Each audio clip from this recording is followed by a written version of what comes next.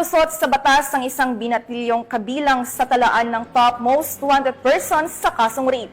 Matapos siyang madakip ng mga operatiba ng PNP Highway Patrol Group, Bataan katuwang ang Subic Municipal Police Station sa isinagawang operasyon sa Barangay San Miguel, Tarlac City.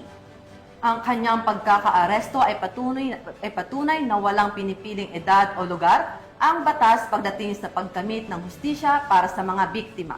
Nakibalita dyan si Patrolman Mark Roland Feliciano.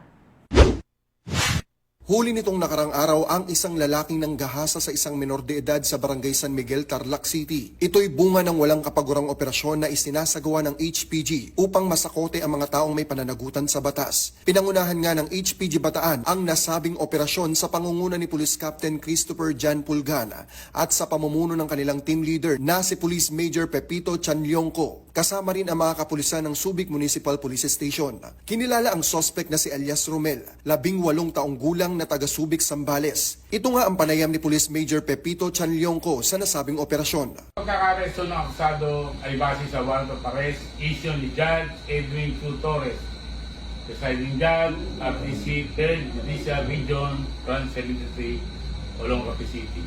Ang akusado ay kabilang sa most wanted person sa kasong statutory rape with no recommended bail. At siya ngayon kasalukuyang nakapiit sa Subic LPS Detention Facility.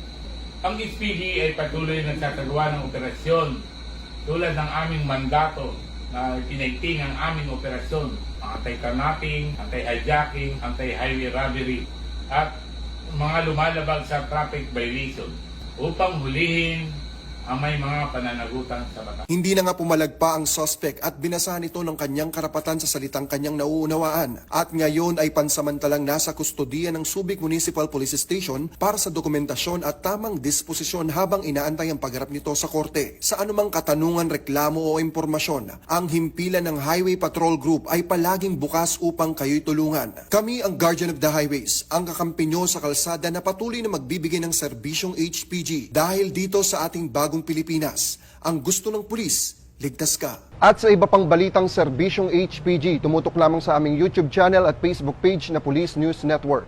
Mula sa tanggapan ng kakampi nyo sa kalsada, ako po si Patrolman Mark Roland Feliciano para sa Police News Network. Alagad ng batas, tagataguyod ng balitang pulis.